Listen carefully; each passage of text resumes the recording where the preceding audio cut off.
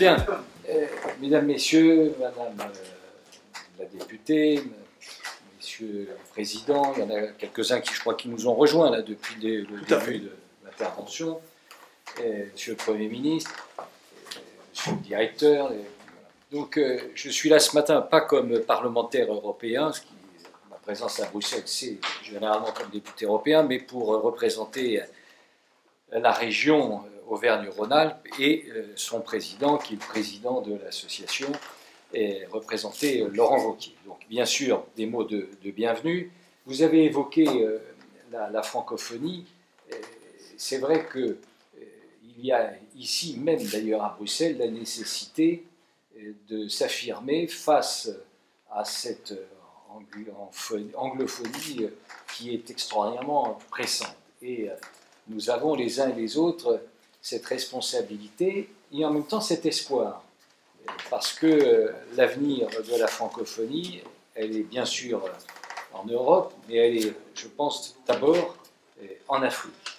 Et moi, j'ai exercé les fonctions notamment des ministres des questions migratoires et j'ai le souvenir qu'à chacun de mes déplacements sur le continent, il m'était à juste titre rappelé que le premier pays francophone du monde, ce n'était pas la Belgique, ce n'était pas la France non plus, mais que c'était un pays africain avec la République du Congo, et la République démocratique du Congo.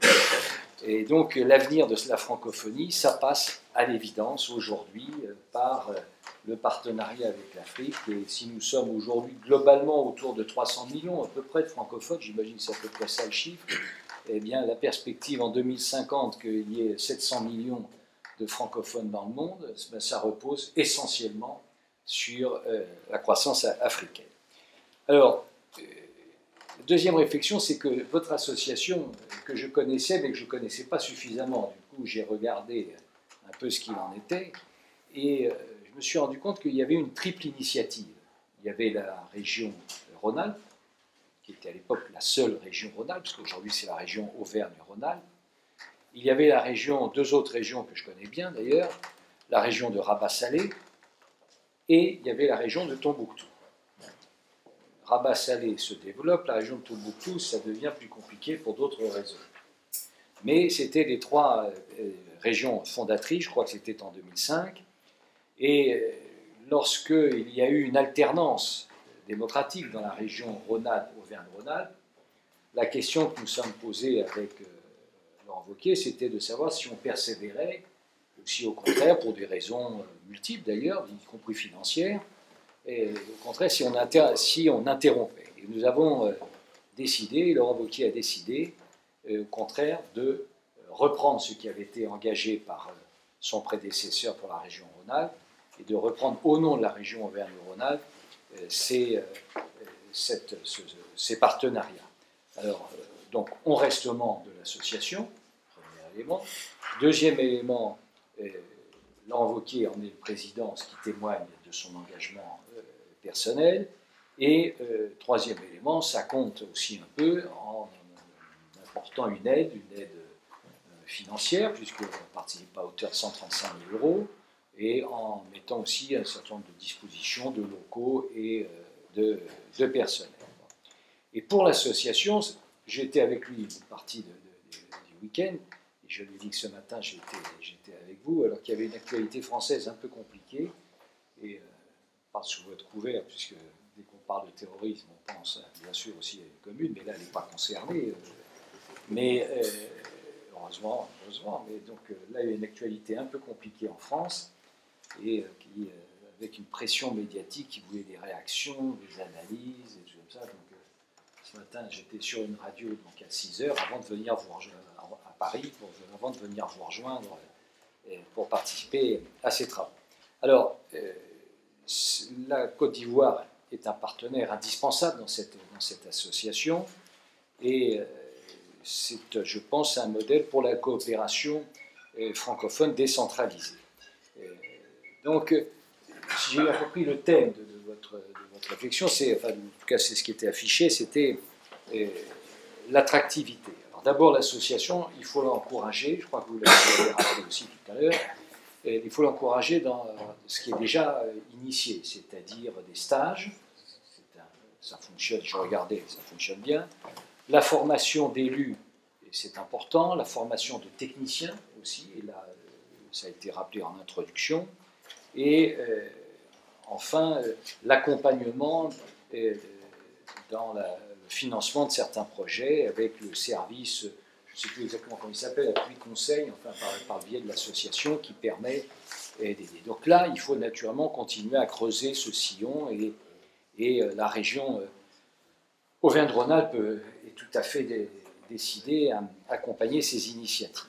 Alors, sur l'attractivité, je réfléchissais un peu à ce qui pouvait être utile dans nos expériences. Et nous, on a finalement des défis qui sont les mêmes que les vôtres. Les échelles peuvent changer, mais en réalité, les défis sont les mêmes que les autres. D'abord, c'est d'attirer des étudiants pour les former. Deuxièmement, essayer que ces étudiants, une fois formés, puissent trouver un débouché professionnel et pour une partie d'entre eux sur place.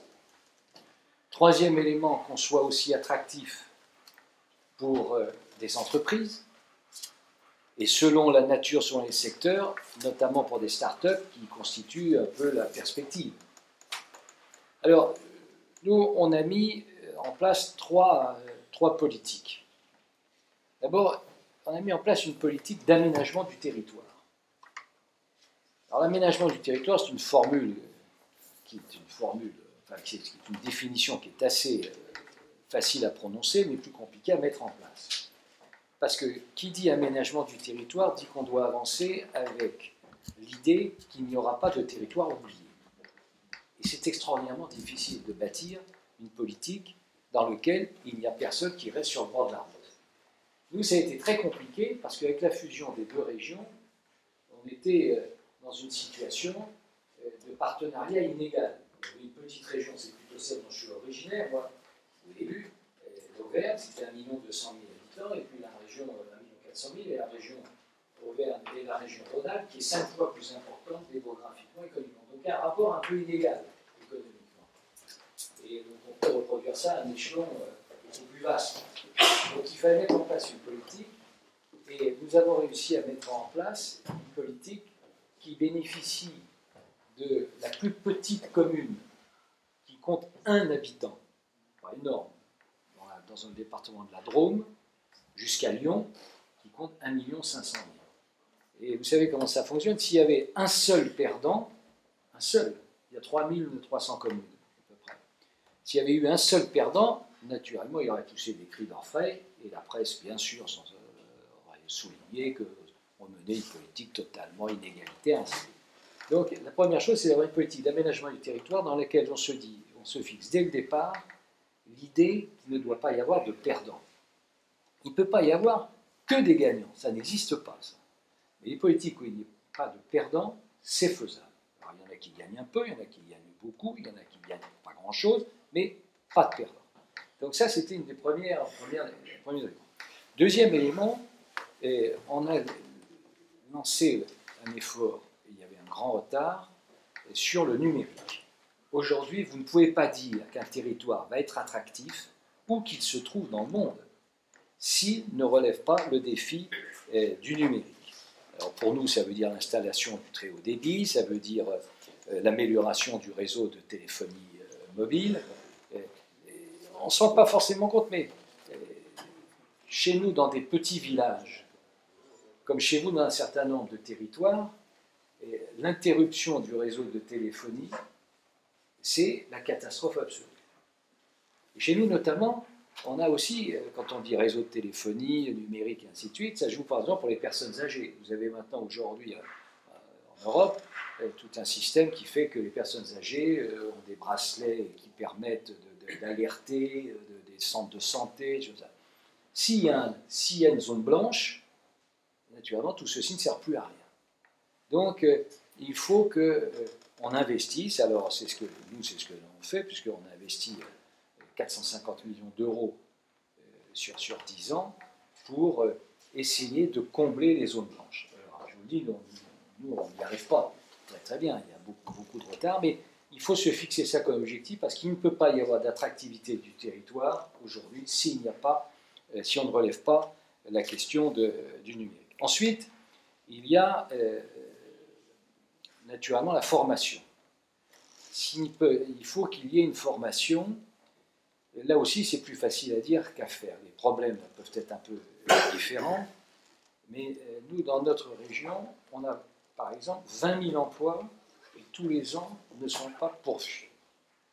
On n'arrive pas à trouver d'interlocuteurs pour répondre à cette demande.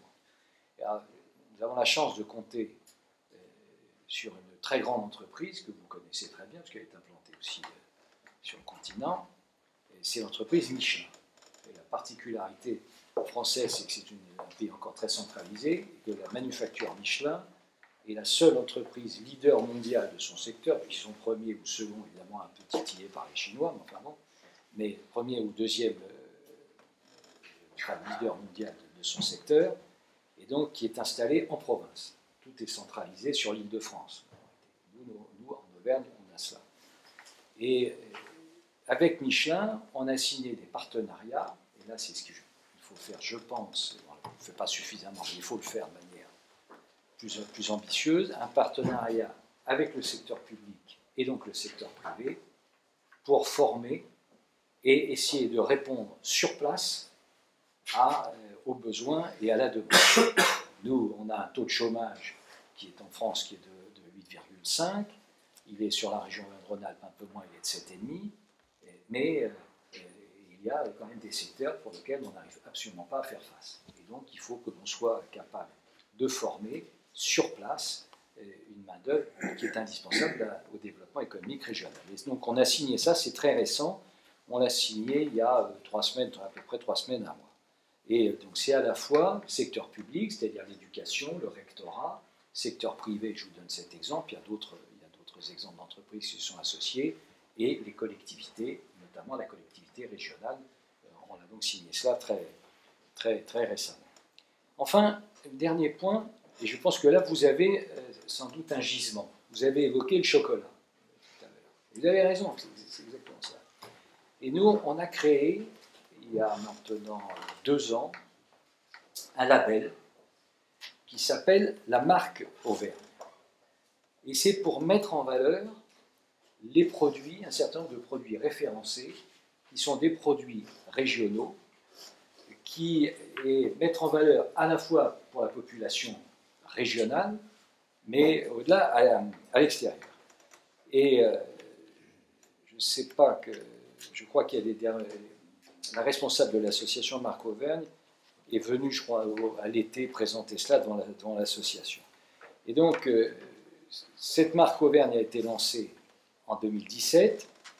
Et c'est un symbole, bien sûr, mais ça nous a permis de rassembler des marques que vous connaissez d'ailleurs pour un grand nombre, et notamment la marque Volvic, mais c'est aussi ce qui fait l'identité. Nous, on a un grand club de rugby qui s'appelle l'ASM, qui a écrabouillé Montpellier. Je suis désolé, samedi, j'y étais, parce que j'ai dit devant une personnalité qui a exercé des fonctions importantes à Montpellier, donc, et qui a un petit accent, vous le verrez tout à l'heure, de Montpellier, mais enfin, en tout cas, on a ce club, si on a pris des éléments donc, connus, comme l'eau de Volvic, puisque c'est Danone en réalité, mais enfin, cette Volvic est installée là, c'est le nom d'une commune de la région, et on prend un club qui est un club très connu, et on prend quelques start-up, on prend naturellement Michelin, puisque Michelin c'est un nom et une marque, et donc on met tout ça dans cette marque Auvergne. Et on a ensuite créé ce qu'on appelle la région du goût. Et là aussi, c'est avec des produits qui sont référencés, et il y en a, je crois, de mémoire 130 ou 132, il me semble que j'avais le chiffre exact, et 132 produits qui sont référencés, et qui appartiennent donc à cette marque Auvergne, région du goût. Et donc on le fait à l'échelon local, c'est-à-dire qu'on essaie de consommer, d'encourager la consommation de ces produits par la population locale, plutôt que d'aller chercher des produits en dehors évidemment du cacao, on ne peut pas faire autrement, mais là-dessus vous êtes en situation décontractée. Mais nous avons donc cette mise en valeur à la fois à l'échelon régional pour encourager la consommation de produits plutôt locaux, et en même temps avec une vocation plus nationale, voire exportatrice. Donc, c'était ça finalement, en réfléchissant à ces trois idées, comment faire progresser l'attractivité avec des économies qui sont différentes, des situations géographiques bien sûr qui sont différentes, mais je crois que si vous creusez l'idée d'aménagement du territoire, si vous prenez conscience avec le soutien des pouvoirs publics qu'il ne peut pas y avoir d'attractivité s'il n'y a pas de développement du numérique. Et troisième élément, la mise en valeur des produits régionaux ou nationaux qui sont très identifiés, ce qui est absolument le cas en Côte d'Ivoire, vous avez des éléments qui renforcent cette stratégie. Donc voilà ce que je voulais partager avec vous ce matin, encore une fois en regrettant que le président Wauquiez n'ait pu être parmi vous ce matin, mais j'imagine que vous aurez beaucoup d'autres occasions de le retrouver dans les mois qui viennent. Plein succès à vos travaux. Malheureusement, j'ai une commission au Parlement avec, vous savez, en ce moment, il y a les auditions des commissaires. Donc c'était un moment un peu des futurs commissaires pour certains, puis des ex-futurs commissaires pour d'autres. Donc il faut donc que je participe à ces réunions. Je ne pourrais pas rester tout le temps que j'aurais souhaité avec vous, mais en tout cas, je souhaite plein succès pour votre rencontre, pour vos journées de travail. Merci pour cette contribution. Voilà, J-Parvis, Journée internationale pour la promotion de l'attractivité des régions et villes ivoiriennes. Monsieur Hortefeux, Excellence, merci d'avoir marqué de cette journée votre présence. Nous voulons savoir quelles ont été les motivations qui vous ont conduit à nous accompagner dans cette journée. Bien parce qu'il existe un partenariat très fort avec la région dans laquelle je suis élu, la région Auvergne-Rhône-Alpes, et que le président de l'ARF, Laurent Wauquiez, président de la région Auvergne-Rhône-Alpes, ne pouvait être à Bruxelles ce matin et il m'a demandé si je pouvais le représenter et intervenir au nom de l'association pour rappeler à la fois les liens d'amitié, bien sûr, les liens d'affection, mais aussi les perspectives de partenariat et de développement qui, malgré la différence des territoires, malgré l'éloignement, eh bien, nous rejoignent. Merci pour cette réponse. Ce que nous voulons savoir est quels conseils apporter aux territoires du Sud pour vraiment essayer de toucher l'élément qui peut être le déclencheur pour dynamiser leurs économies locales. D'abord, il faut qu'il y ait une politique d'aménagement du territoire. Si l'on veut qu'une région soit attractive, il faut que des jeunes puissent être formés, puissent être éduqués, puissent suivre un enseignement. Ensuite, il faut que ceux-ci puissent trouver du travail sur place, sur leur région. C'est une manière de rester proche de sa famille, de ses amis. Il faut aussi qu'il y ait une politique d'attractivité à l'égard des entreprises et l'artisanat.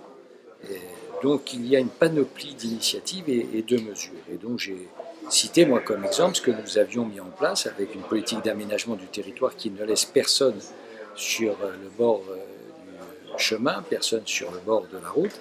Et il faut donc que toutes les communes puissent bénéficier de l'effort public. Il faut ensuite qu'il y ait le développement du numérique, parce qu'il ne peut pas y avoir de développement d'attractivité si aujourd'hui, dans la compétition mondiale, continentale, mondiale, et il n'y a pas de développement de très haut débit, des téléphonie mobile, qu'il y ait le moins possible de zones blanches.